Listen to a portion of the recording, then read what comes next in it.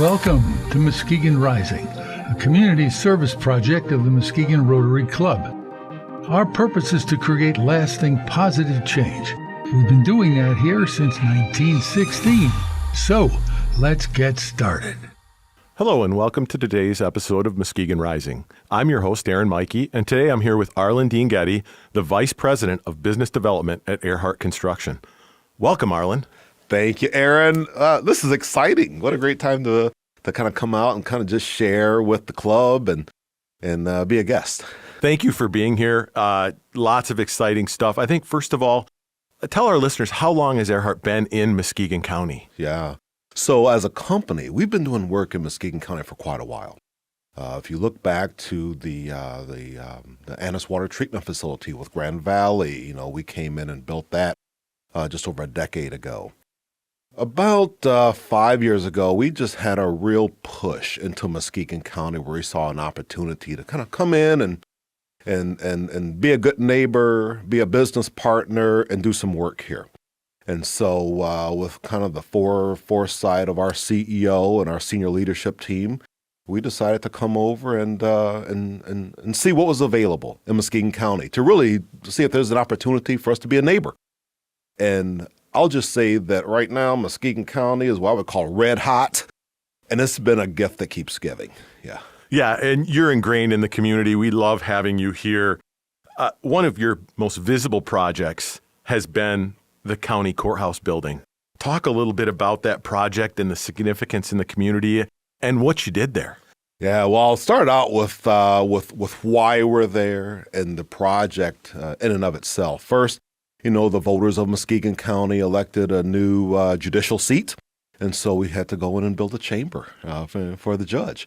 And so that was really exciting. But just seeing all the little aspects of construction that goes into a courthouse. I'm talking about in the interior of it, So it has to be functional, has to be secure, has to provide protection, but it's also a public space. And so you have to accommodate, those who work there, as well as those who are coming in for business reasons. So that was a challenge. Erhardt runs to challenging projects. That's kind of our hallmark.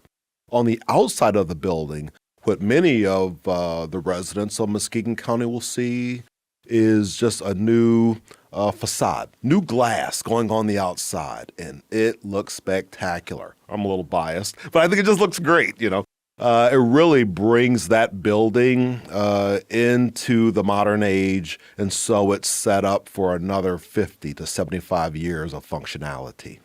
Isn't it amazing how the exterior facade of a building makes people feel when they enter it? That's right. And one thing about construction, we talk a lot about buildings and about structures, but what's equally as important is how that building and structures treats the people that occupy it, And so buildings have to be high-performing.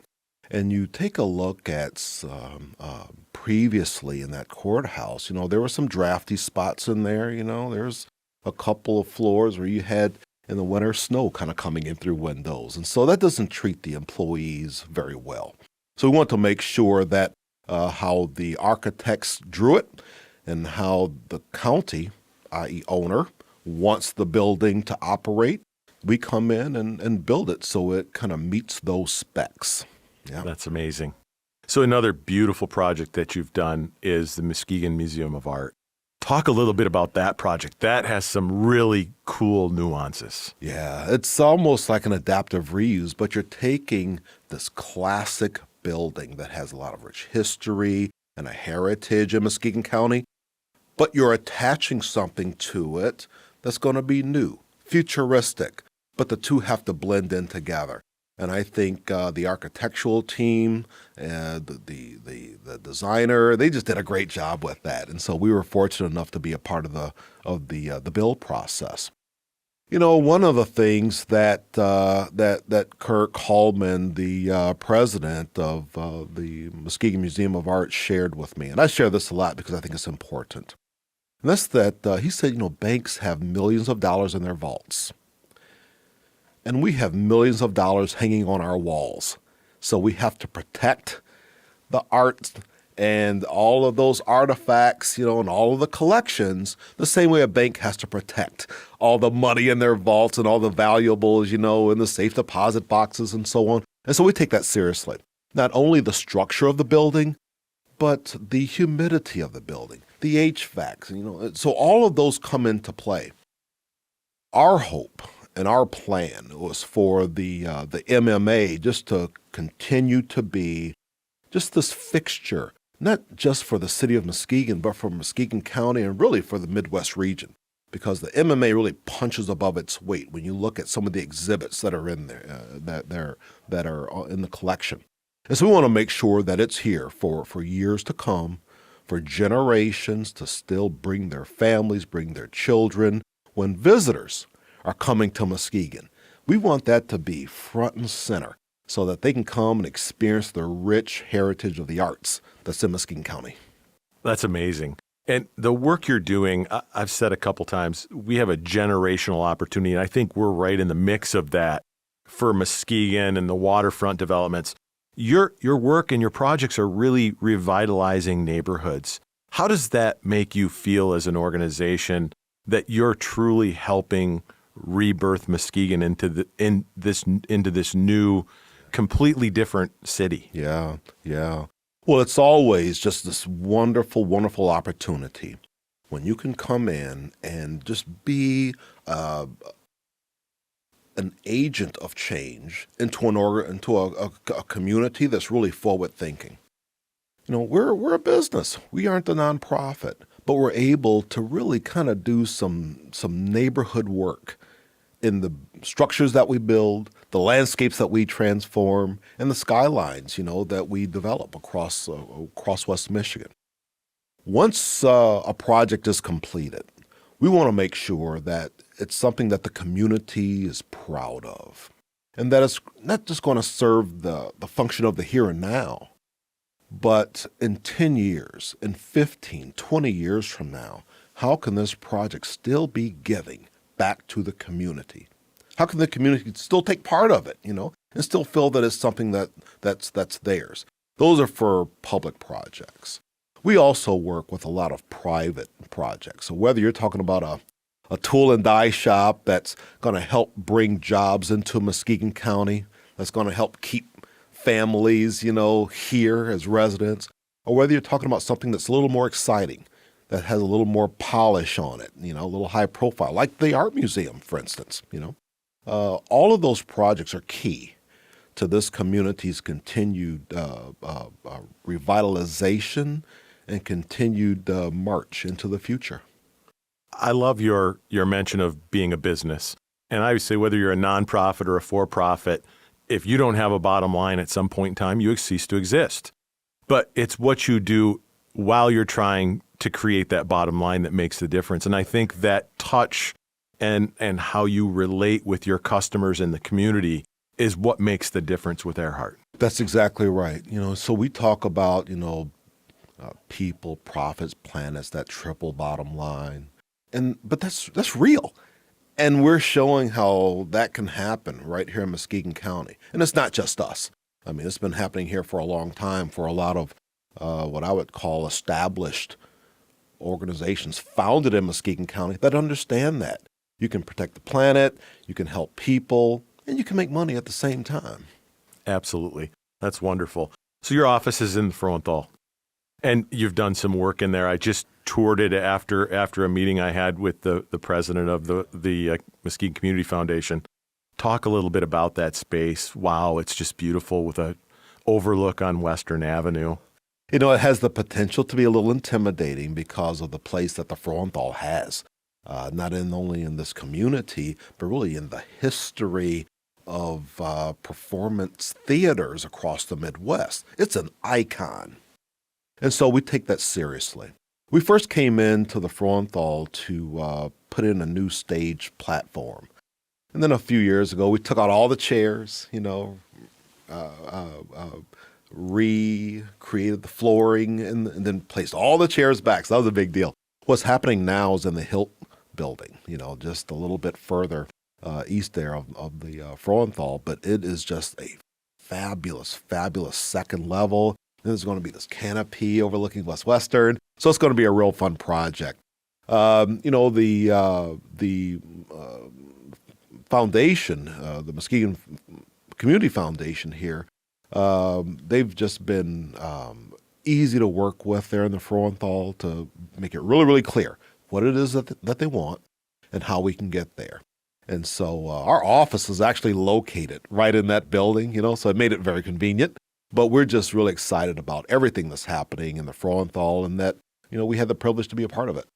Yeah, it's beautiful. That whole build, I call it one building, but I always forget Frohenthal Hill. There's multiple spaces there. It's super beautiful in there. And I can't wait till somebody hosts the wedding up there. It is just a spectacular space with a beautiful bar. And then to be able to overlook Western is just fabulous. One of the areas about that project that I'm excited about, as I mentioned earlier, just this, just being able to walk out and overlook West Western. A few years ago, it was my first summer in our office there working here in Muskegon County. And I was in work a little bit late. So it was about 6 o'clock, and I had head down, focused in on the work. And then I started hearing a lot of initially what I thought was commotion outside. And I went and looked out the window, and I was just totally surprised. There's like street performers, there's vendors, there's food everywhere, And my dirty little secret is that I love carnival food. And so I'm out, walking up and down. I was like, wow, this is just amazing. So I look forward to when everything is completed in the Hilt building. And you can kind of go and kind of stand over that overhang and just look out at everything that's happening on West Western. I'll walk by and probably see you with your feet kicked up on your laptop working out there at some point in time. That's right. That's right. That's awesome. From the day I met you, your personal connection with the community has just been evident. How do you think that personal connection and Erhardt's brand help with your community-centered approach? Well, one of the things, particularly that our CEO, Ben Wickstrom, wanted to make clear is that we're a neighbor in this community. So our headquarters is in Grand Rapids, but we want to have a local presence here. We want to have an office here. We want staff here. We want to be involved in the community. And so that led really our entire thought process when we wanted to make a push and to become a neighbor in this community. So one of the things that's important is that we're not just being what used to be considered a carpetbagger. You come in, you do your work, and then you head back home, but to be really involved. And so, we serve on several boards here in Muskegon County, active with Rotary. I've been a Rotarian for decades, but this Muskegon Rotary, it's just so rich, and the relationships, and it really is the Muskegon Rotary's fingerprint. Fingers on the pulse of the business community here. It certainly is. And with almost 250 members, it feels intimidating to come into the club meetings. My first meeting, I'd been a member of two different clubs, 30 and 70, and I walked in and I thought, oh my. But it has that same small club personality. Everybody wants to get to know everyone, and there's just a lot of great things going on. Absolutely. So you partner with nonprofits, for-profits, and then the government. How do you go about building that community-centered approach? How do you listen to those folks? How do you build those relationships? Yeah. Well, first and foremost, I love the word that you use, relationship. And so before we ever begin to pursue a project, it's more important for the community to know who we are and to feel comfortable with us. And so that goes a long way into not just winning a project, but winning the confidence of a community. And the more a community feels comfortable with who you are, why you're here, how long you're going to be here, and how you treat the people, that goes a long way into, being a successful business, no matter where you are. It's all about the people. What exciting projects do you have going on this summer in Muskegon County? Yeah. Well, there's several. A couple that I can't really talk about right now, but one that's just we're so excited to begin. That'll be kicking off here in about another month. Is this beautiful renovation of Reed Muskegon's headquarters in Muskegon Heights. That's going to be a fun project. So we're going to be moving. They're going to be moving. I say we because we feel like we're a part of the organization. But they're going to be moving into a new headquarters. And when we had a discussion with their executive director, it was just so encouraging that she said, we want a new home in Muskegon Heights. And I think what that does, Aaron, it's going to build so much synergy and excitement and collaboration that we're going to start to see that as, I believe, one of the first dominoes that's going to really help push Muskegon Heights to a new level. Yeah. That's awesome. That's so exciting to see that happening. And to be, it just takes one. It's the old starfish analogy. Doesn't matter to those, but it mattered to that one, right? So construction is an ever-evolving field. What are some new trends that you're seeing in construction development and major projects? Yeah. Well, I'm gonna just do a little sidestep on that for a moment. One of the interesting aspects of construction is how we can bring like AI into construction. That's something that our leadership team talks about quite a bit.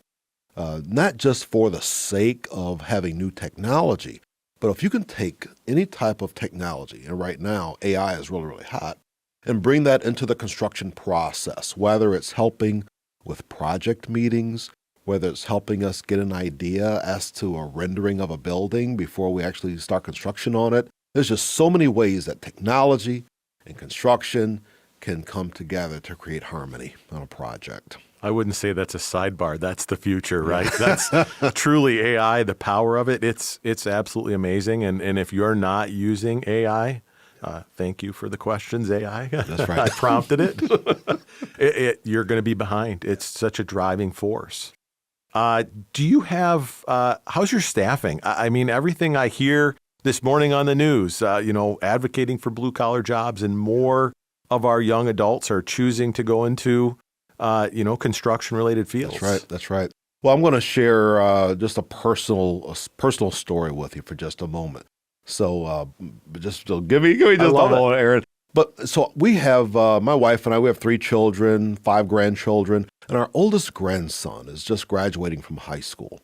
And about 6 months ago, he shared with me, we're just having a discussion about what he wants to do with the rest of his life.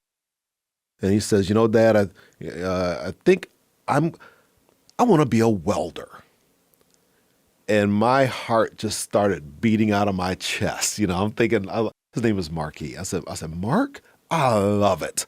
And you let Granddad know what I can do to help you, son. That's what this industry desperately needs. So for every new person that starts a career in construction, we have about 5 that are retiring. And so there's this need of not just construction workers, but also construction professionals. One of the things about this about the world in which I work in is that you can have a very good life as a construction worker and in the trades, but there's also this really shallow barrier entry where you can kind of come in and really become a business owner, an entrepreneur, and then it takes you to a whole nother level. So we found that Erhardt Construction right now, we're at about 102 employees. We're kind of a mid-sized company, but we have just opportunity available right now, not only for those individuals that are coming in to work in the field, but also for those wanting to build a career in the trades, or to become, if they see themselves as a superintendent or maybe as a project manager down the road. There's always opportunity available, particularly here in Muskegon County. Absolutely. And even if it's not with Erhardt, it could be with one of your subcontractors learning that skill. That's exactly right. Yeah. So many different facets. So whether it's one of our subcontractors, and just to be quite direct with you, we have an embarrassment of riches when it comes to general contractors in West Michigan. There are a lot of top-tier GCs in this community, which is really unheard of, for a community of our size. And so, what I'm saying, I'm sure rings true with just about all of them. There is opportunity for those who wants to build a career in the trades. I love it. And kids I talk to, that's becoming more and more common. I've said we had about a 30-year gap of saying everybody has to go to college. And I think there's a place for that, but it can't be everybody go gets a 4-year degree. It's some type of credential or training, and it's so important. That's right. Even for those who wants to pursue higher education at a 2 or 4-year institution, there's still you have to be an ongoing learner, a continuous learner. So whether you obtain that 4-year degree, guess what? You're still going to have to keep your skills sharp. So whether you take that route or you go into the trades, this idea of just learning one thing and then I'm done, that's old school. You have to be a continual learner in this new environment. It's funny you say that. Before this, I was having a conversation with somebody about a couple quotes I'd read this morning. And it simply said, when you read, you feel less intelligent. When you work out, you feel weaker, et cetera, et cetera. And at the end of the day, if you're not moving forward and pushing yourself, you're not going to feel that way, right? If you read something, you may not feel as smart. When you work out, you're going to get tired, but the end it's making you better. So you're growing every day. So that's true not only in personal life, but also in business. If you're not growing in business, then you're in slow mode liquidation. But the same thing is true personally. If you aren't continually working to make your mind stronger, make your body stronger, or if you're involved in relationships so that your heart's growing stronger, then you know what? Things start to break down. That's right. So important. I wanted to say that you're a great leader outside of work, but I also want to talk about your family because your wife does amazing things in the community as well. So it's not just you. You have a family dynamic that is invested in our communities for years. So what made that happen in the Arlen Dean Gaddy family? How'd that happen? Yeah, I would love to take full credit, but I can't. I was fortunate. My wife and I, my wife, Lysandra Gaddy, she leads a community foundation, and we married really young. And for the early years, we were, there's an acronym called ALICE, and we were an ALICE family. I was working an entry-level role right out of college. We started having our children early. And what that did, there were a lot of lessons that we learned in those early years. We were in our early 20s when we married. We've been married 33 years now. Congratulations. Oh, thank you. But we've learned a lot of lessons early on. There were a lot of people that invested in us, that poured into us, with their knowledge, with their insight, and we really appreciated that. And so now here it is, 30-some years later, 3 children later, 5 grandchildren later, we're able to see the effects of that and then do the same for other really young families. One of the things that we take a lot of pride in is just our service. My wife serves in a lot of different areas. I've served on a foundation board at Fair State University the last couple of years as board chair. And it's been enriching.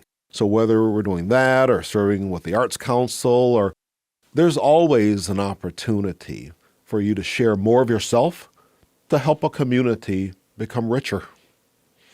That's pure gold. That is pure gold.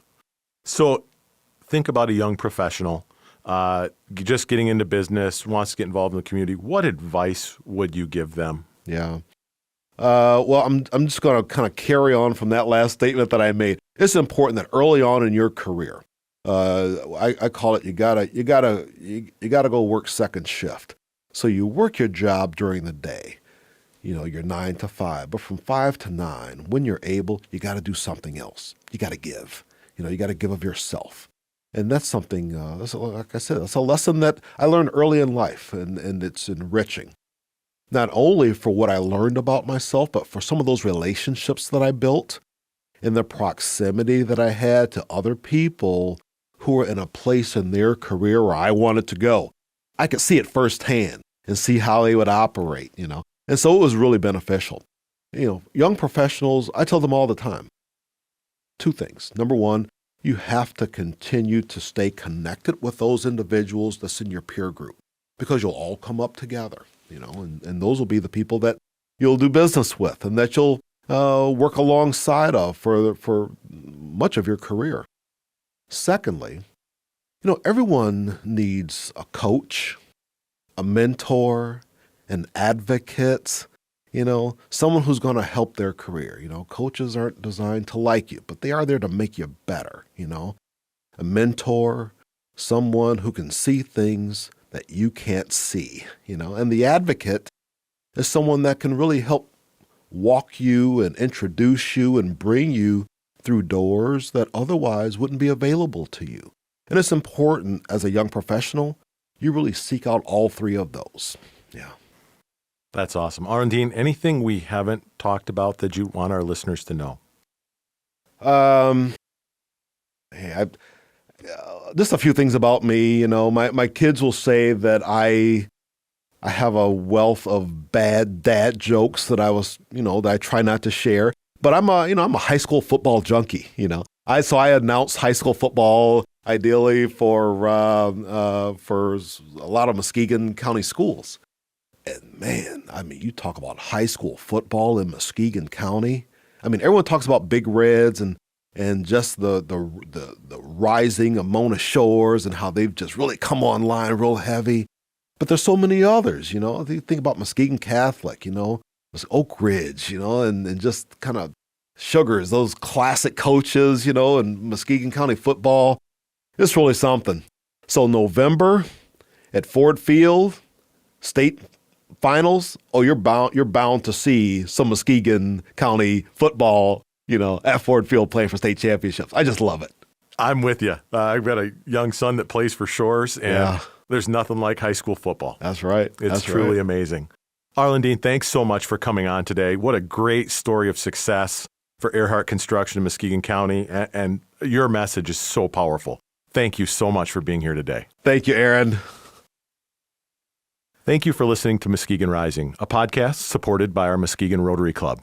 If you think someone is doing something amazing, please email us at muskegonrising@muskegonrotary.org.